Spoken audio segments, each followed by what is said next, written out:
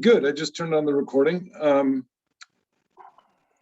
It's very hectic right now. We have the Convention on Biological Diversity meetings going. We have our World Heritage sessions going. We have the IUCN World Conservation Congress starting in a few days. So everything's flying right now. Well, I thought, just for the record, I thought yesterday, I watched it today on YouTube. I couldn't watch it live. I thought it was a terrific session. Oh, good. Well, certainly very experienced people who have thought about the convention a lot. So, yeah, I think, well, it would be nice to have a good strategy discussion now if some people join on, you know, what we can do to get the nature side going a little bit more. But let's give it another 5 minutes or so for people to jump on. How are you doing, Christina? I'm doing fine. You know, I'm in quiet, you know, writing, reading, swimming, you know, just kind Another of. book coming? Yes, there's one in the, at the publishers on, it's really a roundup. I've retired from the university, but I did every year for my research chair, I did a international roundtable, and it's the themes of the international roundtable. So it's an edited book. I'll never do another edited book. I know we're being recorded. Herding Cats comes to mind. Yeah. But I think it's pretty good. And I would say quite a few of the themes of the 2021 debate are themes that we were discussing 10 years, 15 years ago. So I feel that we did pick, I mean, I was driving that process. I think that I was just picking up issues that were showing up at World Heritage. You know, and you could see this one was going to be important, like interdisciplinarity and, you know, the question of how do you protect important views, et cetera. So it's worked out. I think that they're fine. The Culture Nature one is a very good chapter. Nora Mitchell wrote that. She lives not far from Montreal on the other side of the border. So that's and Mechtilde is retiring, and we're committed to doing book 2, and we'll see where that one goes. Yeah, I'm sure she'll be very motivated for book 2. Yes, sir. Because you know, we were, but book 1 was easier because it was a different era. Book 2 is going to be much tougher. Yeah, and there's much more literature too. Eh? There's so much publication out there. Yeah, yeah. Have you heard anything? Hi, Imogen. Hi, have Sarah. you heard anything, Christina, about who Mechtilde's successor might be? No, not a word. I know of one candidate who asked me to be a reference. And that's right. That I have no idea. I don't know who's on the jury. I don't know who the candidates are. I have like zero information. I can speculate, but it would be speculation. Right. It's interesting. Yeah. I was talking to Jessica yesterday, who told me that somebody she knows had been talking to Mechtilde and just asked her when she was actually leaving. And she said, "I'm not leaving." She just completely denied it, which is kind of an embarrassing moment. But is that the case? No, I think I thought her date was the 30th of September. Yeah, it's apparently she says she's not leaving. Maybe they asked her to stay, given that last committee meeting. They might have asked her to stay, but I didn't hear that. Yeah. Mm. Yeah, there's some mixed messages floating around there. Well, right. That could be. You know, they may have looked at the candidate pool and decided that they should ask her to stay a bit longer. I have no idea. Honestly, she's on holidays with poor connectivity, and I leave her alone on holidays. Right.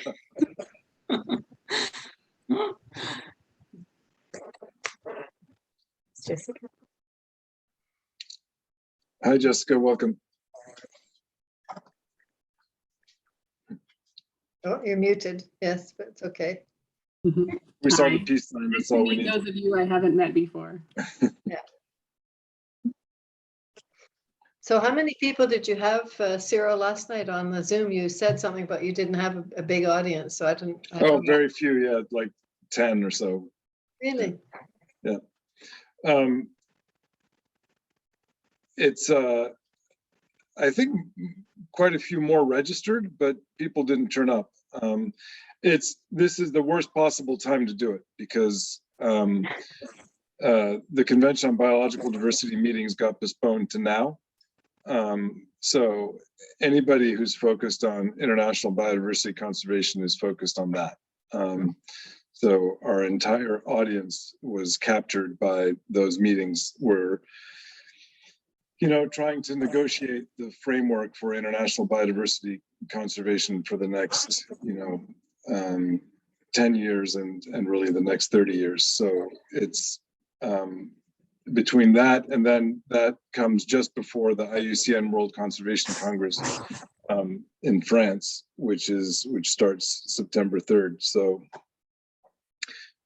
yeah, the timing couldn't have been worse. There's nothing we can do about that now. No, but the thing is, they're on YouTube afterwards, so people can go Yeah. and watch, and so that they have a shelf life. Yep. Well, that's what people are saying. That's what Micah was saying, is that they're getting actually quite a few views once they're posted. Yeah. So I hope that's the case.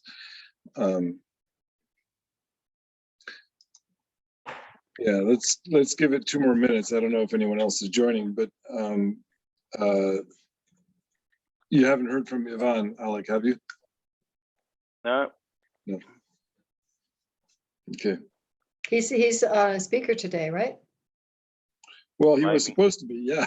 But he didn't turn up the other day either, so he's man of he's gone mystery. missing.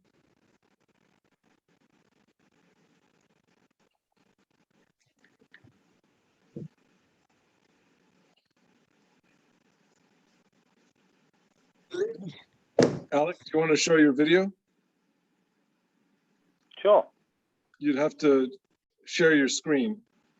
Yep.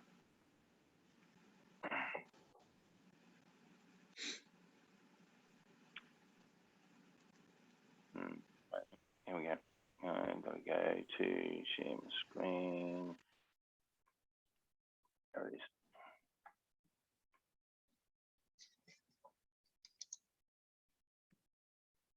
You've disabled the participant screen sharing. Sure. There we go. No, you've got me turned off at the moment. Oh, let me, sorry, let me, whoops. With great power comes great responsibility, Cyril. I want you to know that. There you go. Oh, I know it. Believe me, I know it. You're a co-host, so you should be able to share now. Okay. Now.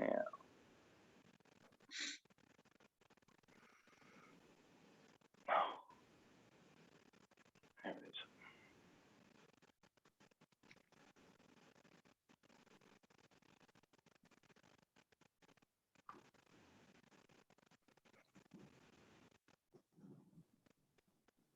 Now, can people see that? Yes. Yes. Okay, great. So, for those who know me, you know I like speaking in metaphors and parables and various other ways, rather than straightforward. This is a gratuitous opportunity to show some of the most spectacular wildlife footage I've ever seen. But it also, I think, says something visceral about the nature of commitment once you decide to actually do something. So this is a snow leopard in the up in the Himalayas, and this is a snow leopard getting a meal. This snow leopard's got to catch an ibex in some of the most difficult territory in the Himalayas.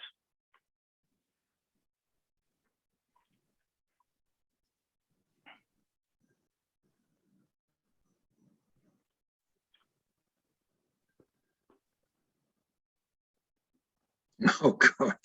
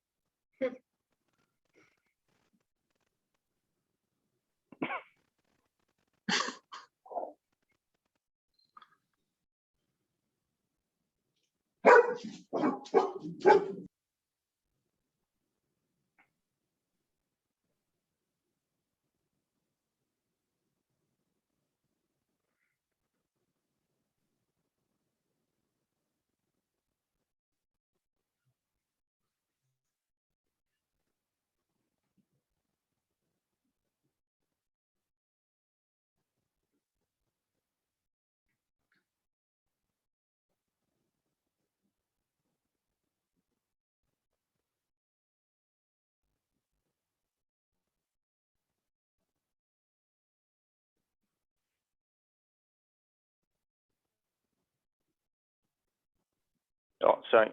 That's it. Wow, So, looks as if it's been photoshopped. no, definitely not. Anyway, the reason I wanted to show that is it says something about absolute determination, regardless of the level of risk. That's amazing that cat survived. Yes. Yeah, That's incredible. I hope it doesn't have to do that every day. Yeah. Well, Um, yeah. Anyway, I just thought I'd gratuitously show people that because it's an amazing bit of footage. So, and then Cyril and I talked after the session yesterday and thought that we'd use this diagram as the mud map for the discussion for today. So just to run people through, I think probably everybody is quite experienced in what we're talking about here, but for the people who may watch on YouTube later, this is a very simplistic diagram of how the World Heritage System works and where it's, we have civil society out here in this dotted line, which is, think of anybody on the planet who's got an interest in World Heritage matters. Then within that sits the UN system. Within that is now over 190 signatories to the convention, so that needs to be changed. And then you've got, at any one point in time, you've got the 21 member committee. Then you have the 3 advisory bodies, IUCN, ICROM, and ICOMOS, who send technical information through the World Heritage Centre, who operates as secretariat to the committee, and then that information's sent through to the committee for decisions. IUCN are the natural World Heritage experts, ICROM, in very simplistic terms, architectural experts and building experts, and ICOMOS are the cultural experts. And this discussion today, as I understand it, Cyril, is what do we do in this system to get better outcomes for World Heritage sites, strengthen the roles of both of the advisory bodies, but also the committee itself. Is that a good opening description, Cyril? Anything you'd like to say? Yeah, no, I think that's right. I mean, I think we're in a situation where it's clear that the current framework isn't working. We have attempted a couple times now to develop civil society communities to help redress the current situation. And both have achieved a lot. and I think helped get people organized and helped get NGO awareness moving. And you know, there's definitely been progress. And as Alec noted yesterday, you know, barely 20 years ago, we had you know, Yvonne and Alec alone as the civil society representatives in the World Heritage Committee meetings, or largely alone. And now there's a much stronger NGO presence. So that's good. And yet, you know, a big limiting factor is that perceptions of you know, UNESCO World Heritage sites as top-down, you know, somewhat elitist, somewhat negative, you know, still persist. And there's also, you know, a significant lack of funding, and there's still a significant lack of understanding by civil society regarding what's needed to, you know, operate effectively in this framework that Alec has up on the screen. So there's a lot of things that are still missing. We don't have the capacity or the funding to really mobilize media and the public the way they need to be if we're going to impact this system. So, you know, the question is what kind of structure do we need? You know, World Heritage Watch is largely NGOs. Our World Heritage has a much stronger university, you know, academic, technical expert membership, but we need both. And those two need to combine for more effective advocacy and media work and awareness raising and national campaigning. And, you know, we haven't gotten to that yet. And so the question is, you know, what is the best structure for us, and how do we get the funding to make that structure operational? Because until that happens, I mean, we're just going to continue talking, and there's a disconnect here, I think, in the sense that it is amazing that our World Heritage has pulled together so many people, putting in so much time and effort into this initiative.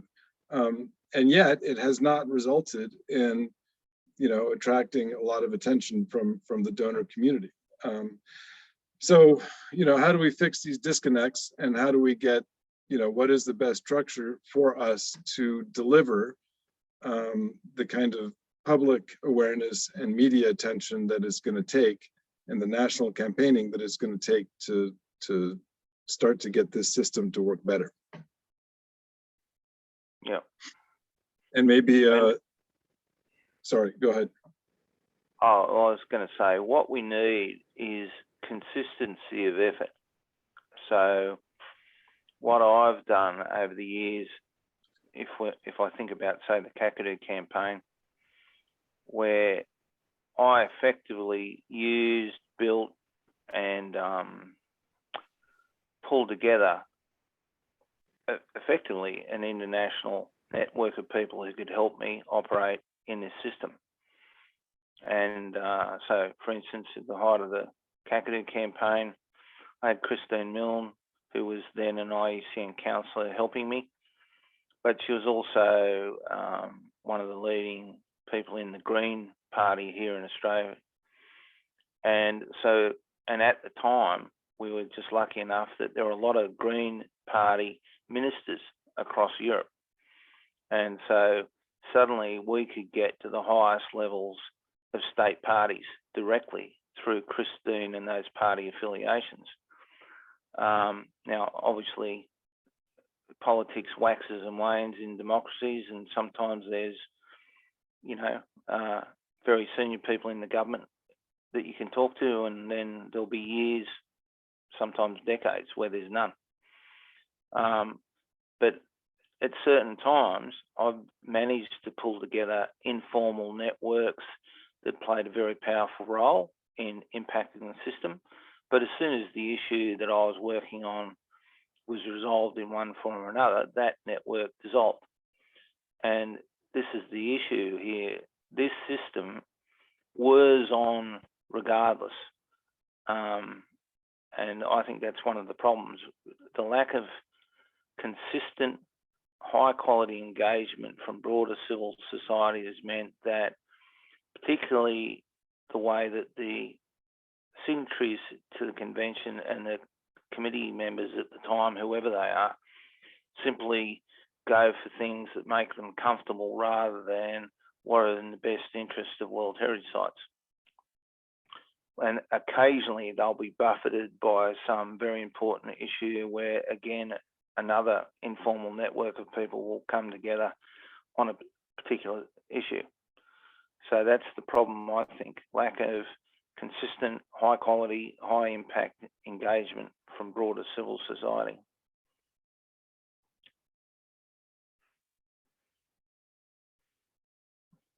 You're muted, Cyril. Let's open it up for comments. If Yvonne, if you want to jump in with some initial thoughts, if he's still here. Oh, he turned up. He did, but then he disappeared. So I guess we lost him. Must have been something I said. Other comments? Does anybody want to jump in at this point? Jessica? I do, because there's nothing I like more than playing devil's advocate to Alec, because Alec is my mentor and has taught me everything I know. So might as well ask some prodding questions. So my question is, why should it be civil society and NGOs that need to come up with the money to engage in this system? Why can't it be that the advisory bodies take a much stronger role and say whatever scientists think should be said, whatever Indigenous people's representatives are saying on the ground, because they have their ear to the ground in all these sites? So my question is, what is preventing the advisory bodies from being stronger? And I welcome Cyril's thoughts on this too. From my perspective, it seems like funding is coming from governments and is scaring the advisory bodies into being very careful all the time about what they say. The World Heritage Center is similarly very careful. And so civil society is left on the outside squawking about, why don't you say more? Why don't you say it sharper? Why don't you say, give the details, make the recommendations stronger, and also make the committee accountable when they don't do what you say, criticize them directly, publicly on your website. So my question is, why can't the advisory bodies do everything that civil society is doing or asking the system to do? Thanks. Well, partly they're not structured to do that. The first thing to understand is that certainly IUCN and ICOMOS have many of the same state parties as their member groups. You know, IUCN isn't just a bunch of enthusiastic environmental NGOs and Indigenous groups trying to advocate for World Heritage Sites. Most governments in the world are also members of IUCN. And for IUCN to take any position that's controversial requires at least some level of acceptance from state parties. So there's a break inside that in terms of political stuff. The most important thing, though, is that IUCN, ICROM and ICOMOS are meant to be technical bodies to give technical advice.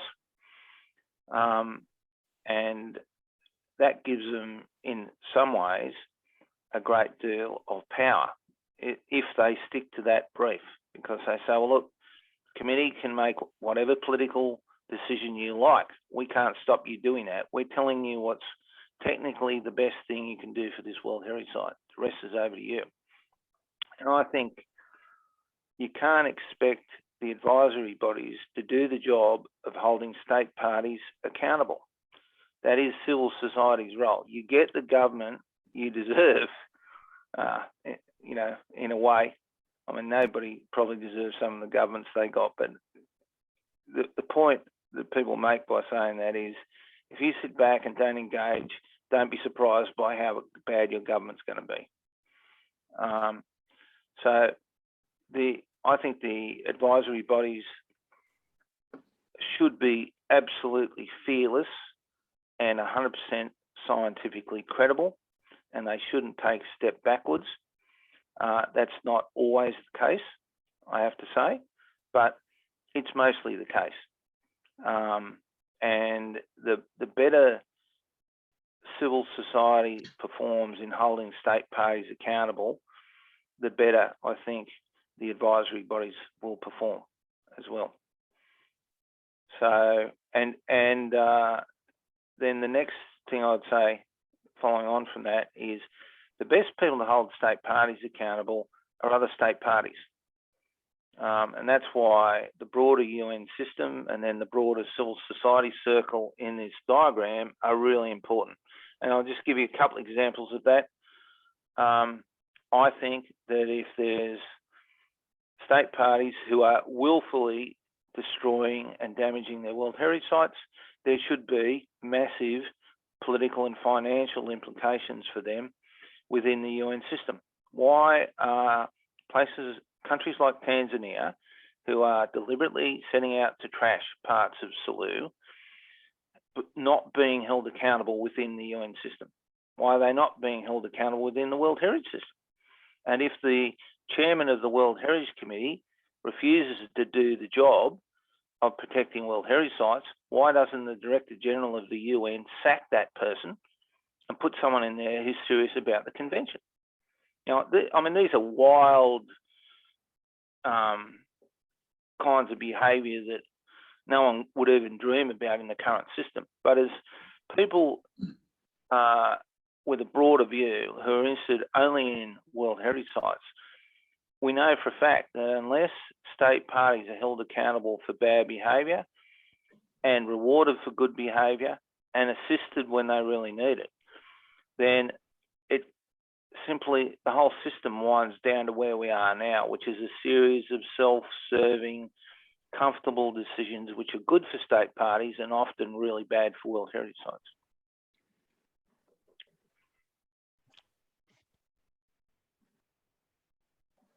It's Imogen here. I just thanks so much for this. It's really fascinating discussion.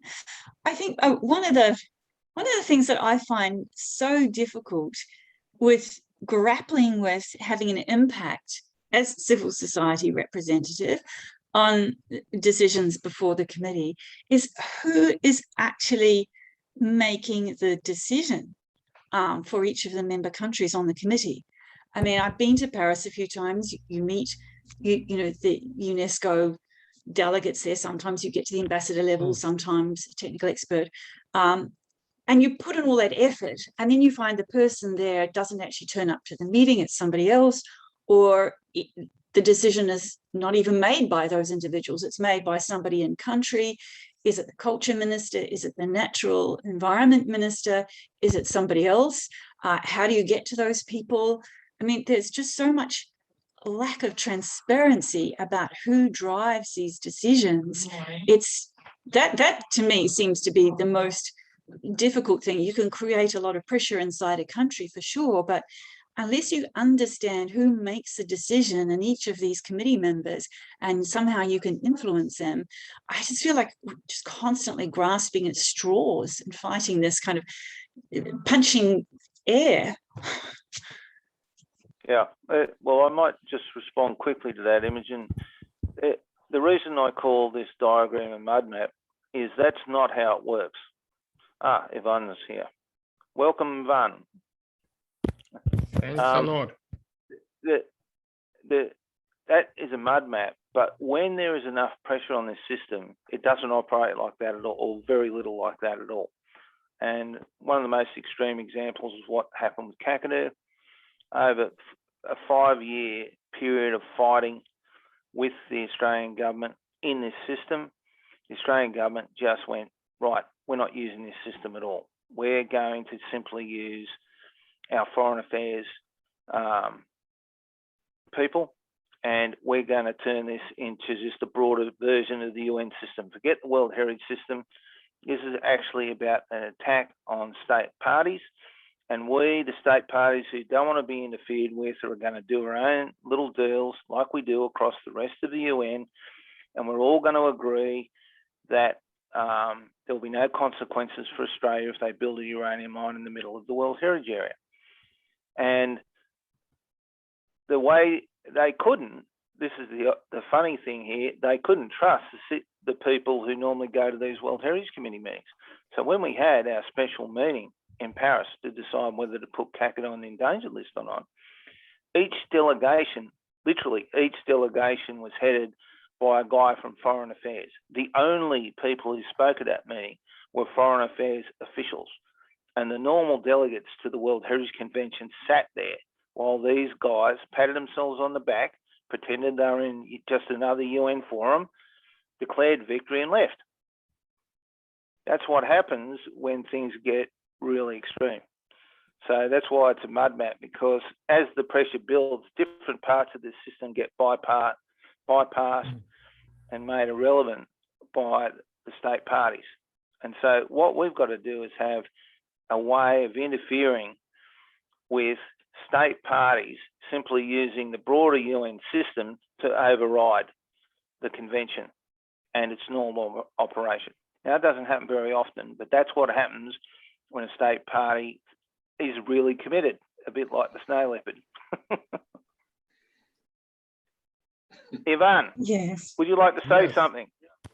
Thanks a lot. I also want to comment a bit about what was told, because I like the approach and it looks very important, but there are several points which seems to be extremely important, and in some elements they can change quite a significant part. And one of the first things is that I constantly see disagreement between cultural and natural parts. And it's coming due to different reasons, but probably one of the major important reasons is that cultural sites are intended for use, while natural are not necessary, or mainly not necessary for use. But it's coming, disagreement is coming even to the extent when cultural people are telling, and I'm just quoting now, that nature is a part of culture. So that's one of the elements which in fact is creating quite a lot of problems also within our team. The second thing, which is also extremely important, we were talking about advisory bodies, and I'm not sure that it is possible to change significantly their behavior, because there are too many stakeholders and too many financial sources which they need to care about. And if they change their behavior, they can lose quite a lot. Let's be quite direct. And I'm not sure that they can afford that if they want to survive. So advisory bodies are very complicated thing, and I would not blame them. I would more tell that in the environmental part, decisions of the committee was splitting with recommendation more and more. And I don't calculate it yet for this year, but for previous year, for things related to inscription, there was 35% of differences between advisory body recommendation and committee decision, which in fact made them milder. And the last element which I want to comment, which I feel is probably the most important one, is that the best way to keep governments accountable, unfortunately, it's not other government. Other government is a good tool, but the most important mechanism is to keep civil society in good mood and to use civil society approach. And one of the things why that cannot be used, surprisingly to me, is not a question that in many countries you have no democratic mechanism. It's not about democratic mechanism. It's about the fact that concept of the World Heritage is not accepted by civil society. It's more or less accepted towards culture, but definitely not everywhere about nature. And that is one of the elements, as well as the second element, which is quite important, and that was already mentioned.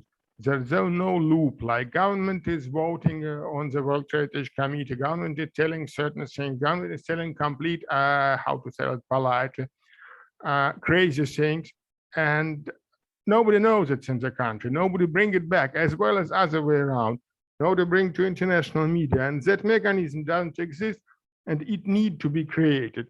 And for that purposes, I believe that one of the best options to work with natural parts is creation of a kind of a network, a kind of a distributed model, which need resources for sure, and resources for at least first several, 3, 4, 5, 10 years will be needed. But it's much more stable system if you initiate that.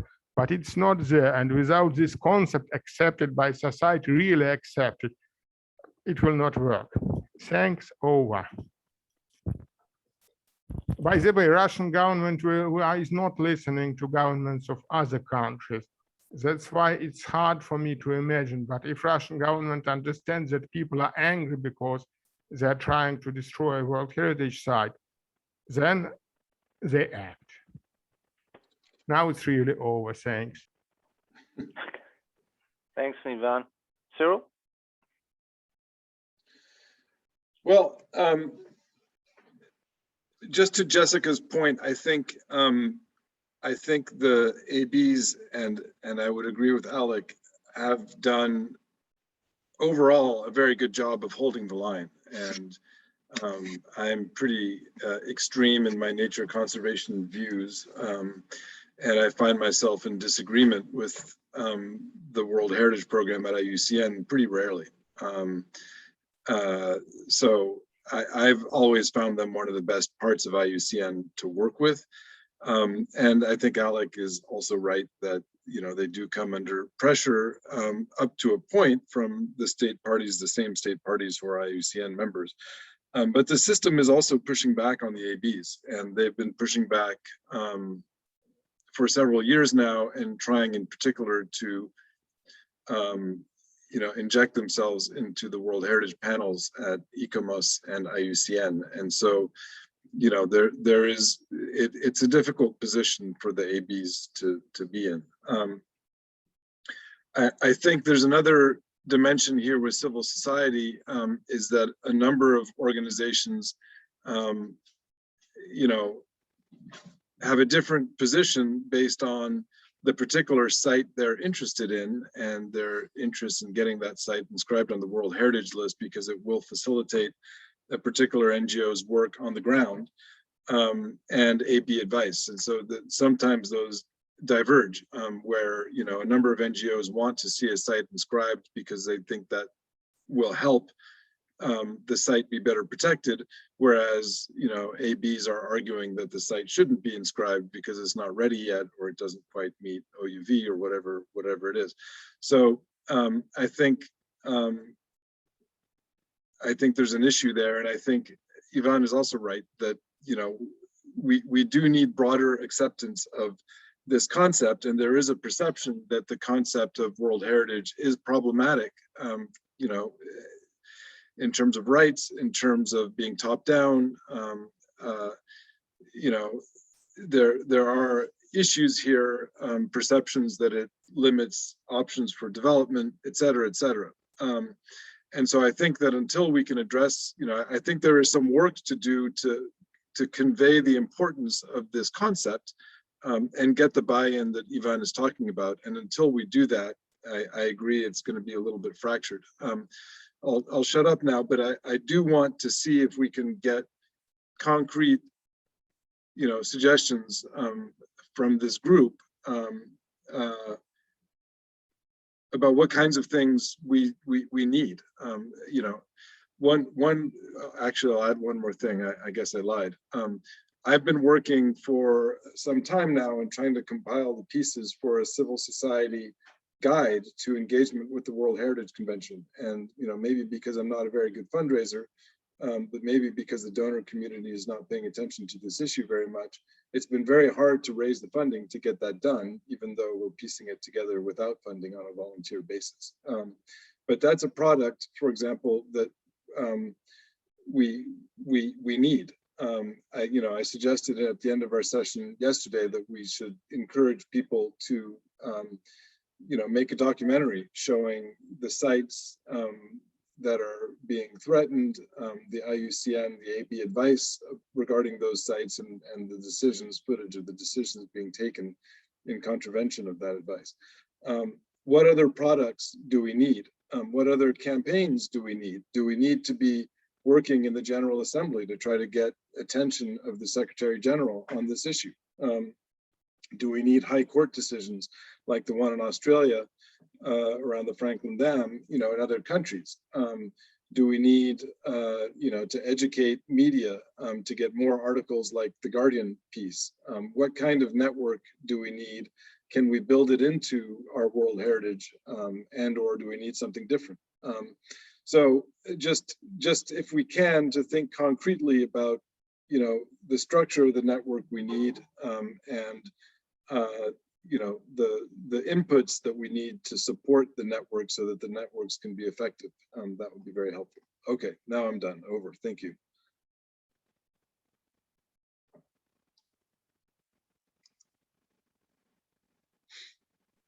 Would you like to say something, Christina? All I could, but I have many thoughts.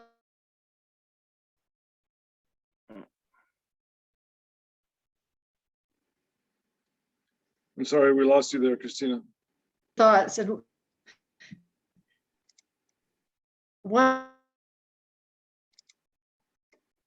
And one of the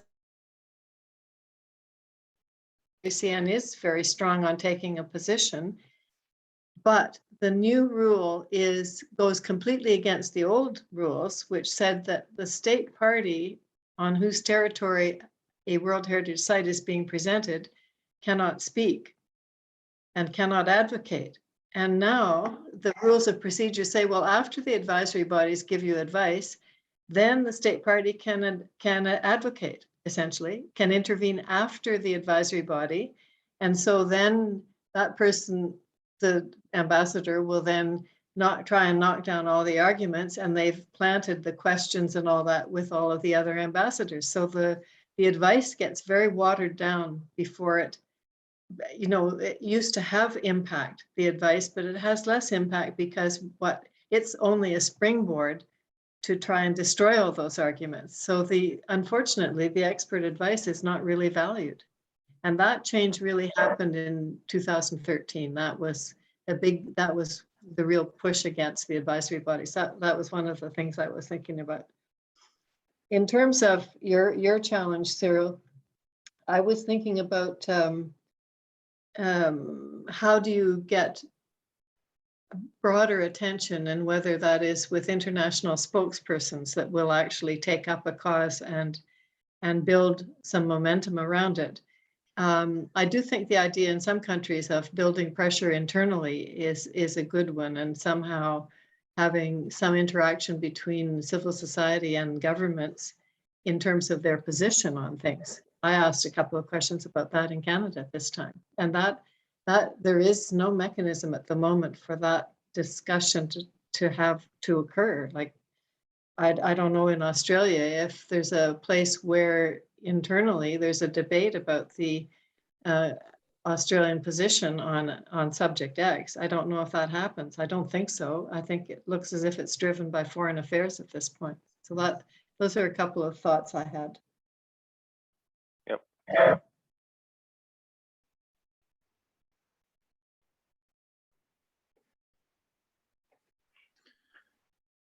Other comments? Ivan? Can I have a couple of more, if I may? Sure. Thanks a lot, Alec. Several elements. First of all, I would add to what Christina was telling, that it was nice to see how observers was allowed to speak at the meeting only after decision was made. That looks like, I'm not sure again how to describe it politely, but that has zero chance to influence.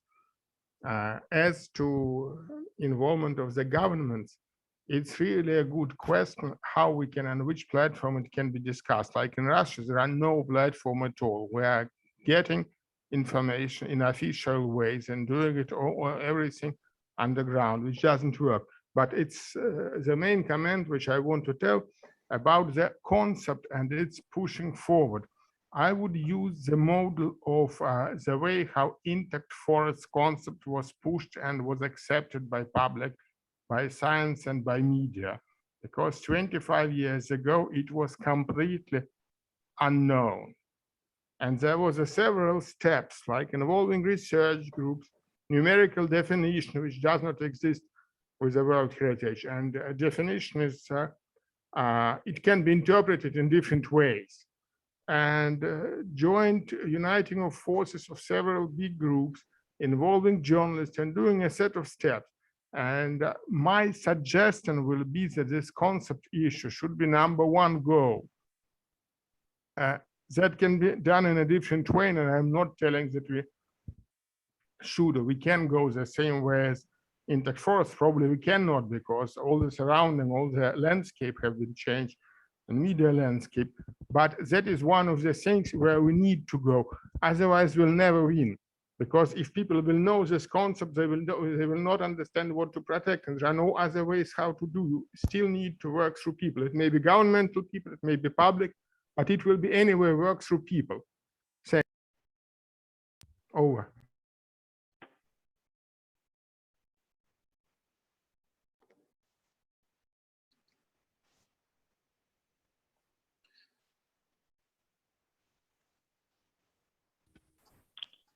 Yeah. Well, I think we need to be seriously thinking through what the mechanisms inside the UN system are to start holding state parties accountable. It's clearly not going to happen inside the committee itself. There's no sign of it happening within the signatories to the convention either. If anything, you'd have to say, you know, the stories I heard, and I have no way of knowing how true they are, but what I was told in the early days is that state parties who wanted to go on the committee had to convince the other signatories that they were really serious about doing a good job, about protecting the sites, being strict, listening to the advisory bodies, and getting the best possible outcome for those World Heritage sites in order to maintain the credibility of the convention and also the status of the sites. And clearly, despite the fact that a third of the committee changes every couple of years, we're clearly getting state parties on the committee who are not committed to the best outcomes for World Heritage sites. They're there to maybe push a couple of their own sites through as nominations, or to get on there to defend bad behaviour in their existing sites.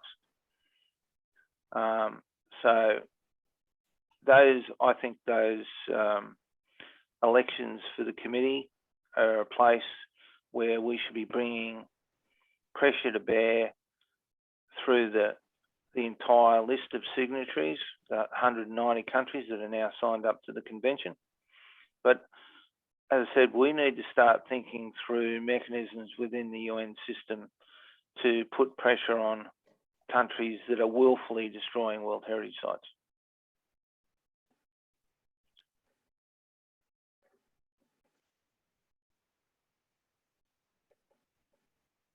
And certainly where there's donor countries,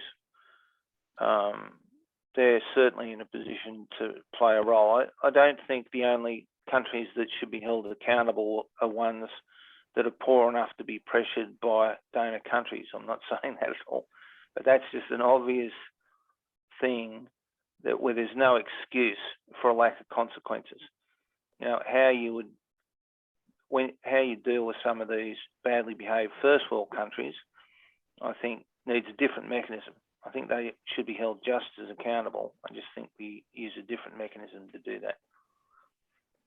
And if it's Australia or America or England, for instance, it's a lot easier to mobilise broader civil society and cause the government grief in a somewhat functional democracy than if you're in the middle of, you know, Afghanistan right now. You know, mobilising civil society in Afghanistan is not going to work for us in the short term. Doesn't mean that whoever's running Afghanistan doesn't need some help from the broader global community at some point. So maybe there'll be some leverage there. But there is no systematic thinking or consistent effort on any of these issues right now. It's interesting that, oh, sorry, Cyril, were you going to say something? No, please.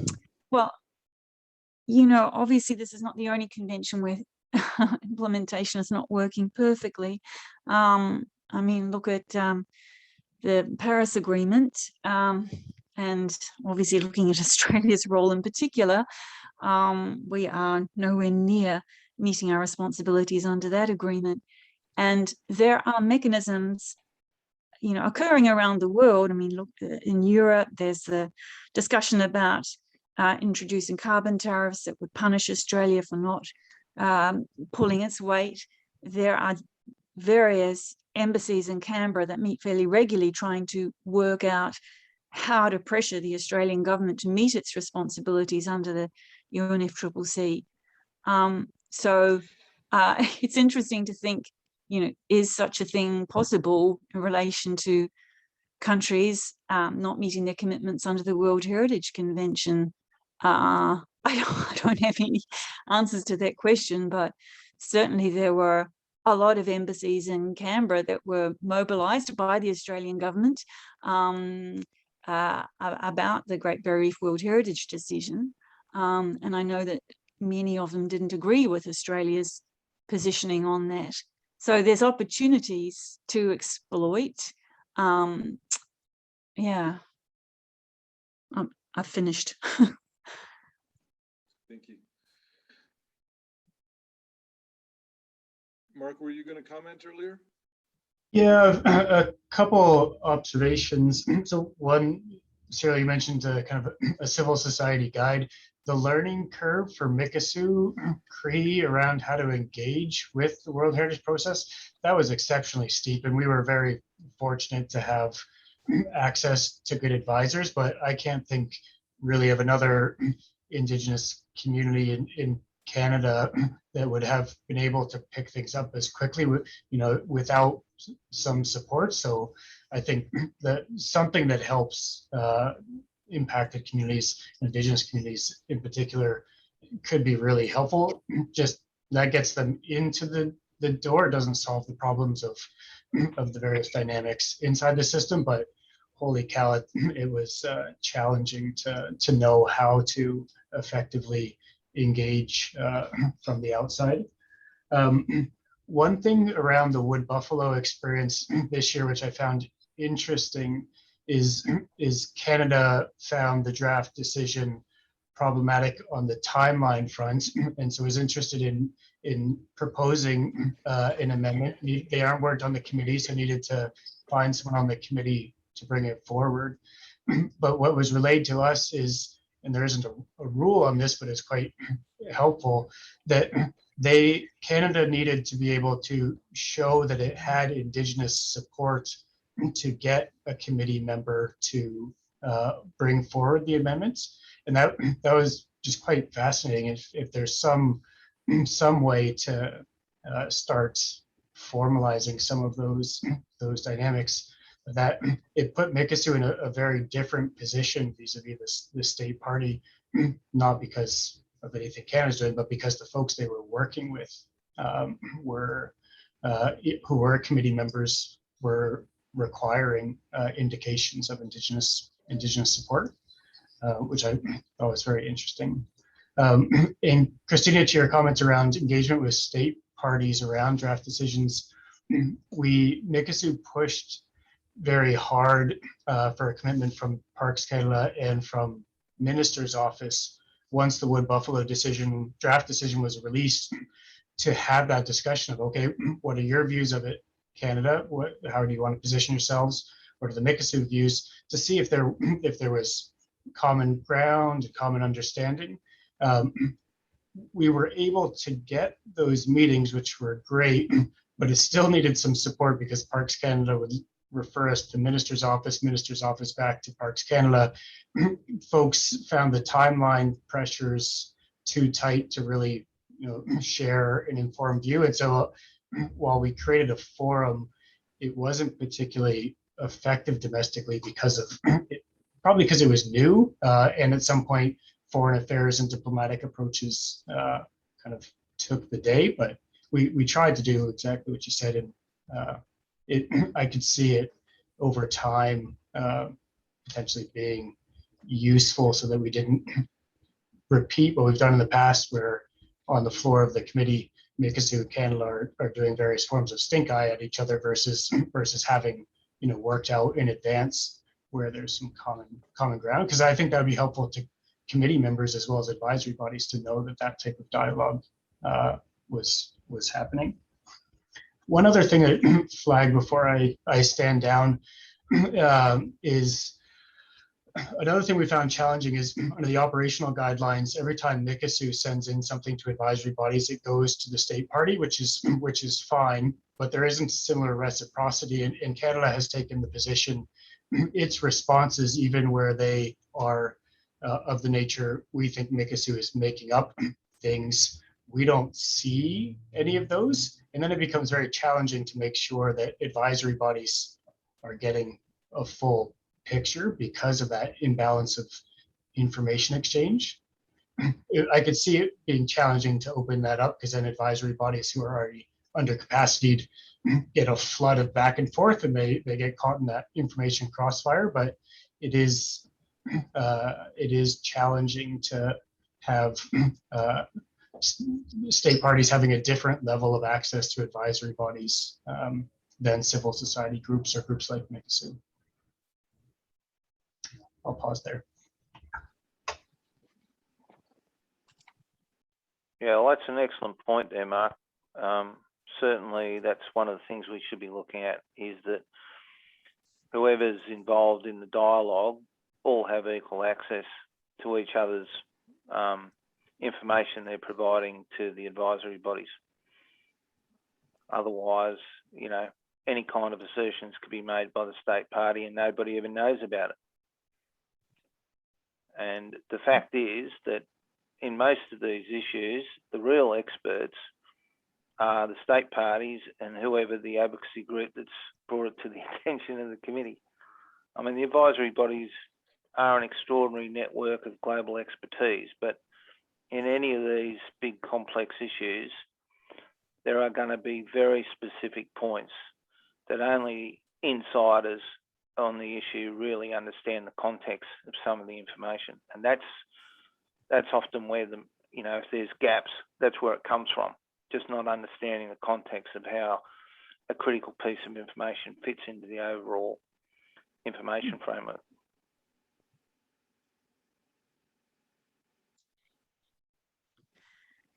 I would add a thing. I not completely agree with you, Alex, that information should flow through the advisory bodies. There should be different mechanisms used. Otherwise, you will also always have competition between those who are providing information. So it's really, mechanisms should be slightly different, and relationship between society and civil society and committee should be put in a better organized way. And one of the things I already mentioned, it's a right of observer to speak before the decision is made, but not after, because there are no sense to speak after. Just say, oh, sorry, how bad you decided, that's fine, but that has zero meaning. Yeah, I don't think that's an accident. Yeah, Patricia has her hand up. Patricia, would you like to comment? Oh, sure, thanks. I think it's a very complicated scenario where we are these days. And I appreciated Christina's comment about the decision-making shift in 2013. I also think that there's maybe 5 areas where there are tools that could be formed to create influence. And one of them is governance. We realize, I thought the comment about state parties, in order to get on the World Heritage Committee, used to need to indicate that they were going to prove that essentially that they were going to do a good job, because it's clear that the current batch is not that. And the level of dismissal of advisory bodies' advice just a month and a half ago was extreme. But I think governance is an area. I think community is an area. I think Cyril said, you know, we could do videos of sites and have community voices and so forth. There's been actually a fair amount of that over the last months on the OWH monthly debate sessions. I think you can get civil society behind particular cases, but as we all know, there are 2,000, you know, there are a number of sites. If you look at it as serial nominations, the count even gets higher. So I think community action, what we see these days is communities of various types can form and get behind a particular problem and help it through money or through voices. The question of empowering communities with tools is partially being responded to by ECROM going to site manager level. That still is not civil society. The third group is really knowledge and planning, and I think OWH in this series of debates is trying to get at knowledge sources, both individual and collective. And I think our approach to 2022 in part is to report out on these 12 months of debates, to identify problems and issues, to look at solutions. So this approach to thinking about solutions is, I think, very helpful. Cyril also mentioned legal and legal challenges and law regulation, as well as traditions that regulate behaviors are important to bring forward. I think that the other tool is finance. And we have entities like the Aga Khan Trust and local foundations that come forward. Governments in some well-run good governance models come forward, and then the international community. So I think when we dive all the way down to making videos of specific sites, we can pull on heartstrings, maybe get people involved. The mechanisms are shifting, and our current series of issues and bad decisions may need the uniting forces of several groups and the ability to work in all of these ways. I think that OWH has an approach where we're not trying to just hold up bad examples. We're trying to show and determine best practices and learn from each other toward improving practices. So while we may not be able to get every area or vector moving, it is not without hope, and there are some good examples out there that have been talked about in these recent months. Thanks for listening, and I appreciate that you brought together this session. Thank you.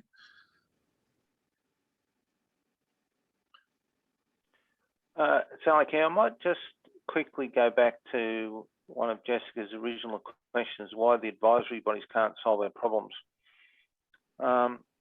What often happens in the lead up to decisions by the committee is those committee members will either just have a default decision-making process running in the background. As we know, they all have technical people back in their capital countries who assess each of the sites that have to be discussed and lead up to the meeting. And then in the extreme examples, for instance, Great Barrier Reef, Kakadu on Australia, you'll have foreign affairs running around trying to stitch up deals through the broader UN system to lock the committee members in ahead of that meeting. Now, what the advisory bodies cannot do is run a counter campaign to what a bad state party is doing. And an example of that would be where you either embarrass the state party that's a critical state party, or completely change their position. And I can give you a number of examples. I mean, at one stage we were having, in the Kakadu fight, there was a Green minister in the Italian government, and we asked them to help us get support from the Italian government. They called other ministers and they said, no, this has all really been stitched up by Foreign Affairs. We can't really help you, but if we have a fight in our Italian cabinet, the Italian government will have no position on this matter for 2 days, because it'll take them that long to settle down the fight and get everybody back under control. Would that be helpful? And we said, sure. So boom, the Italian cabinet exploded for 2 days. Now, and obviously we had to use those 2 days to reposition other people on the committee. But now that's the sort of thing that the advisory bodies can never do. You know, we have to be able to operate entirely outside the UN system and inside it at the same time. The advisory bodies are always going to have a series of very strict rules, and they cannot play those overt political games. Their job is a technical advisory body. And so right now, when civil society doesn't mobilise, what you end up with is good technical advice going into a system that's already been impacted by badly behaved state parties, which is why we're getting a series of bad decisions. I hope that helps. Yeah, let me just jump in there and just add that that's precisely why it's so damaging when NGOs take positions that are counter to the ABs, because it drags the ABs into a sort of a competition within civil society, and which pulls them into a political debate about the role of the ABs and really weakens them a lot. And I think state parties like to be in a position of pointing to civil society, support for their position at the expense of the AB's official position. It is hugely detrimental.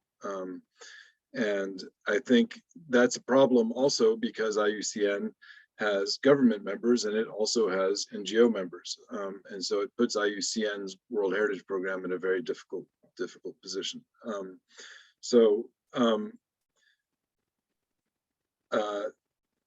I also just wanted to acknowledge Patricia's comments about how we need to pull together these various different forces and actors in the system, knowledge community, legal, financial, etc. And I think that's a challenge for civil society is how to do that. So that's why I think it would be useful to spend some of the remaining time on specific comments on how we can what structure, what network do we need to operate in a way that allows us to leverage these different points of influence more effectively.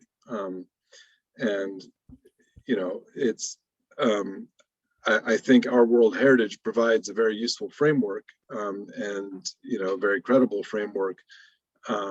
So I see no reason why we couldn't organize within that existing structure. But I think we do need to think about a specific structure for natural sites and what we can do together. So anyway, just another plea for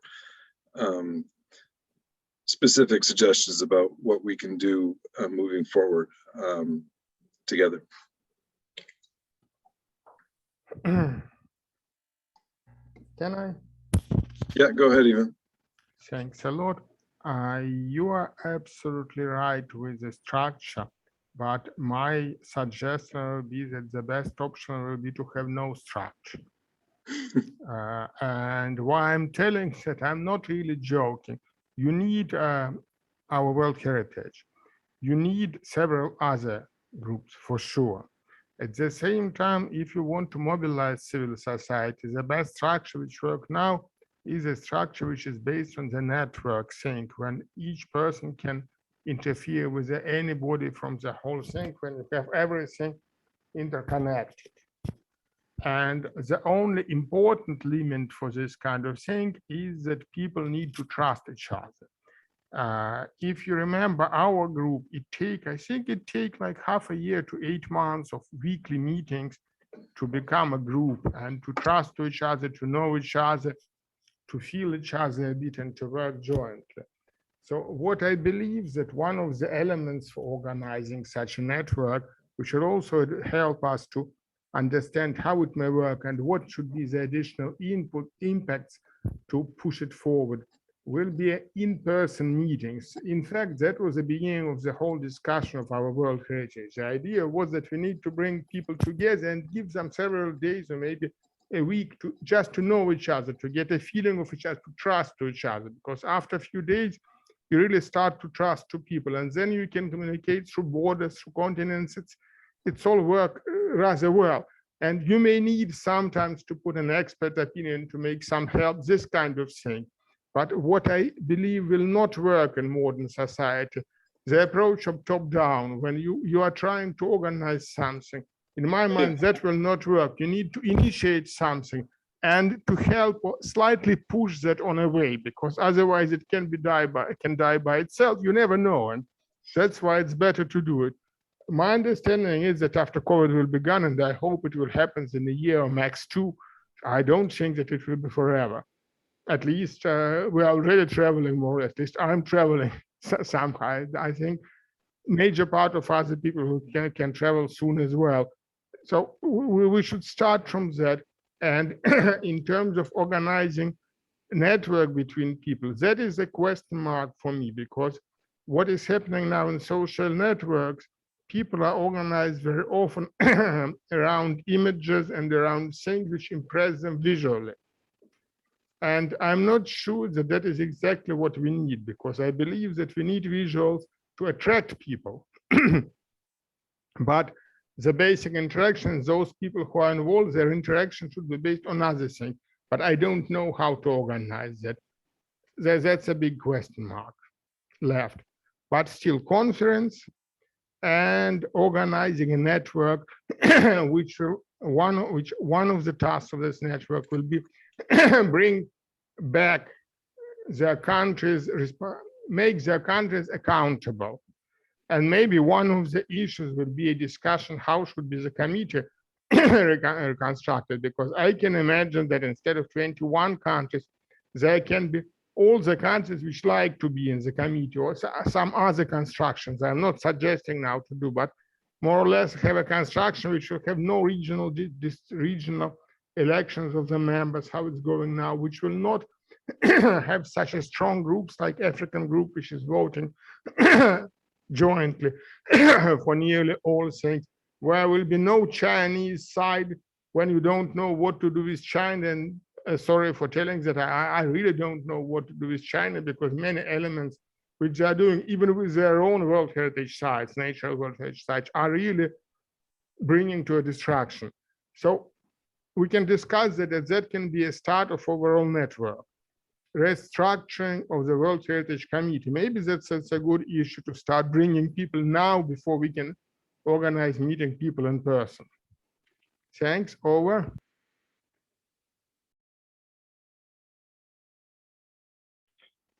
So I think Yvonne's raised a good point that you're after specific suggestions. I think we do need a specific network within our World Heritage to simply work on natural World Heritage sites, starting with those people who already have an interest and already actively involved. And, you know, making sure that we fit within our World Heritage Initiative, but focused specifically on natural World Heritage sites and mixed sites, obviously, natural and mixed sites.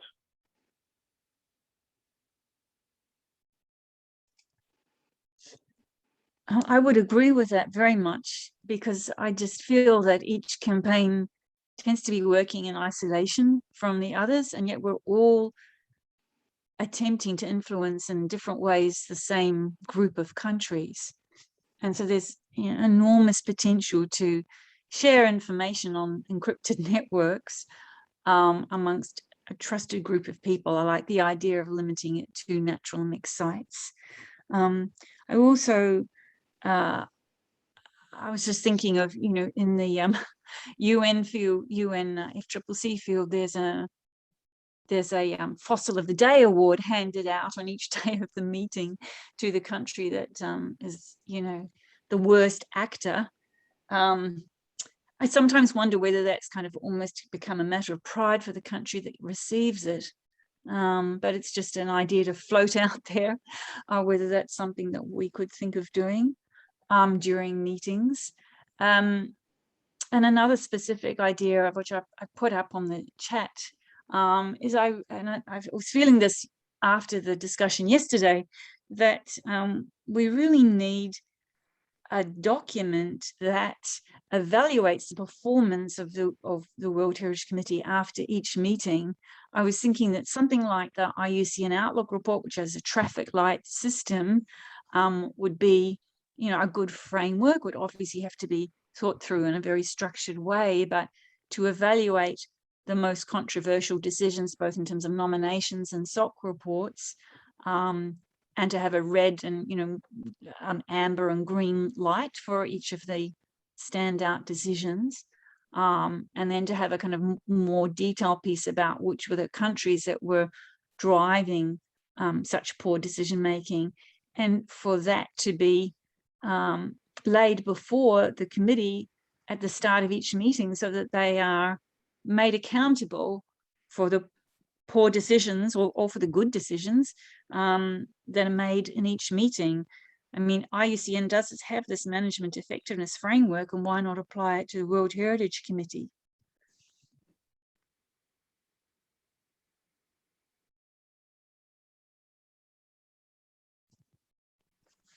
Okay, thank you. Other comments? Yes, I mean, I think something like that would be useful to pull together, and it's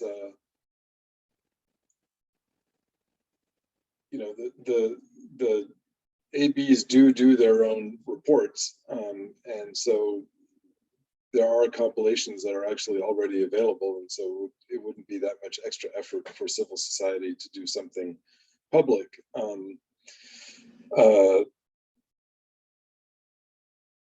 You know, and really note both the really egregious bad decisions, but also just to, you know, have a more technical assessment, which is based on the divergence between committee decision and AB advice. Other comments?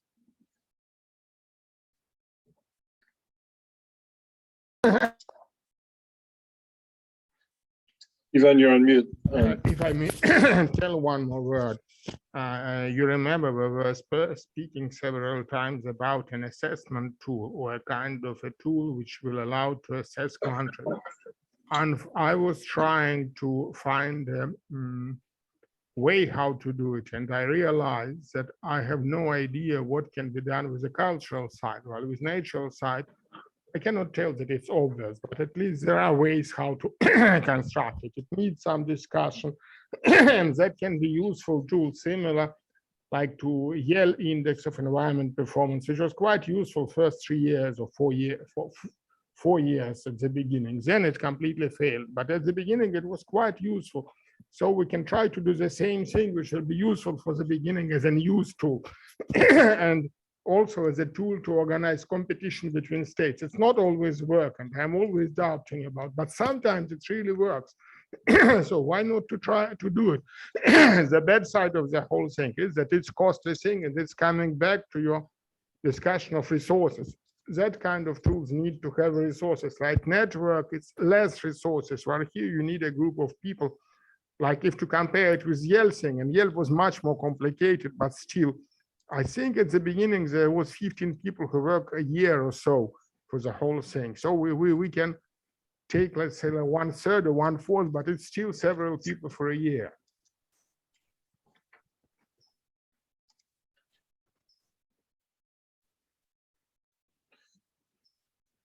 Other comments? Cyril, I'd like to make a comment. It's Christina.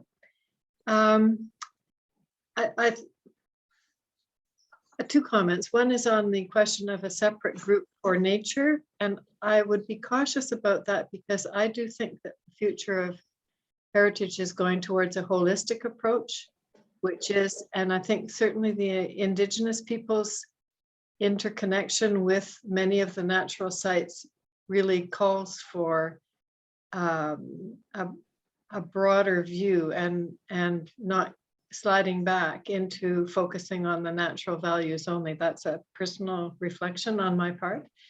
But my bigger one is about mobilizing all of the potential. We've seen over the debates, and we've seen, you know, the Globinar, which had 1,000 people going around the world talking about heritage and so on.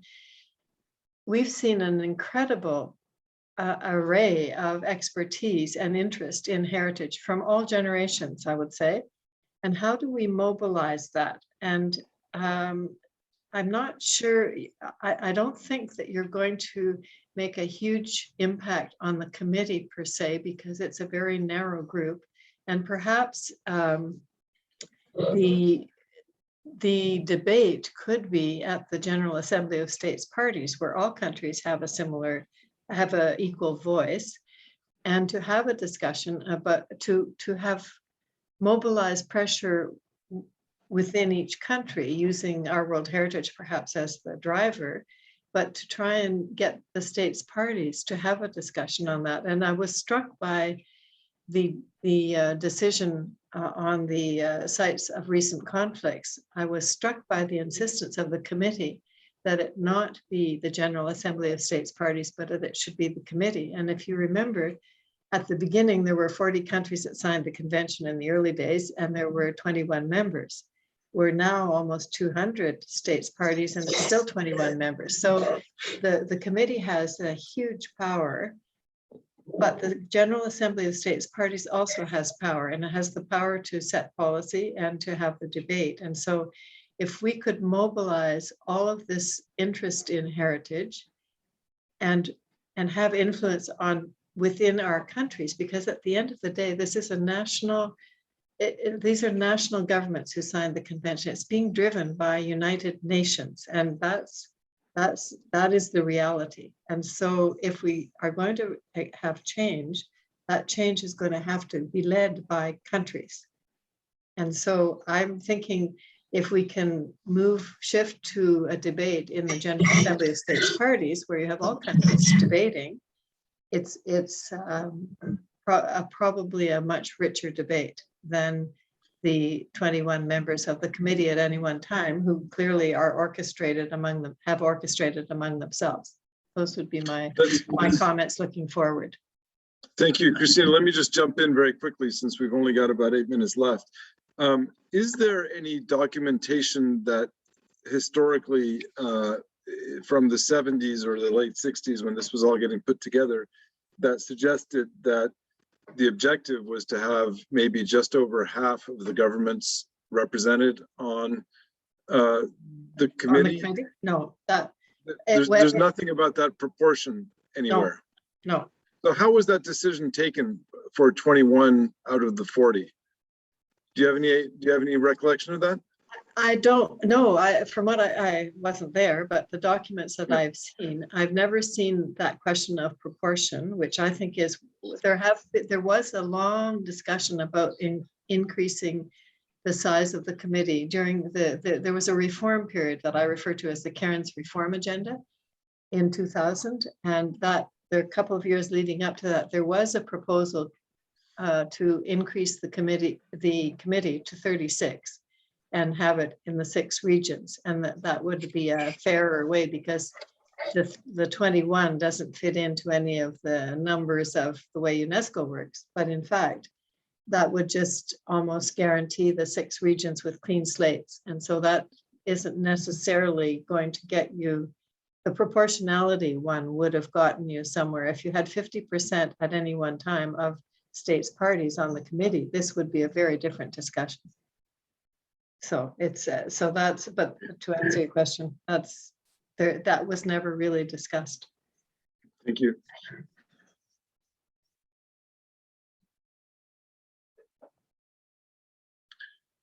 I think we can ask Mechthild, because after she will leave, she's planning to write history of the convention. So we can ask her to start digging in this direction. Well, Yvonne, we've covered all that in book 1. That's all in the first book, because what we're going to do now is go into 2000 and up. We're going to start with the Karen's reform. So that's where we'll get back at it. Do I understand right that you've already looked through all remaining documents and there are nothing there? Yeah. The archives had a fire in UNESCO. It was set deliberately, and the records of the just by chance, the archives of the debates on the beginning of the convention were lost.